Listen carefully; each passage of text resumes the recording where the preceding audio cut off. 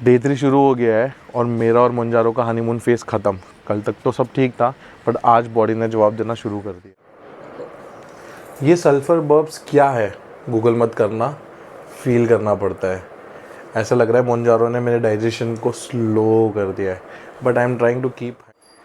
कल मैंने एक गलती कर दी, एक पूरन पोली खा ली। मोंजारो की वजह से फ़ैट के डाइजेशन को सदियाँ लगती है। लेसन लर्न, नो मोर ऑयली फूड। 143 kg और ये नाइट शिफ्ट हैंडल करना मुश्किल हो गया है, but I am staying positive and staying hydrated. So अभी कल मिलते हैं, क्योंकि स्केल झूठ नहीं बोलता।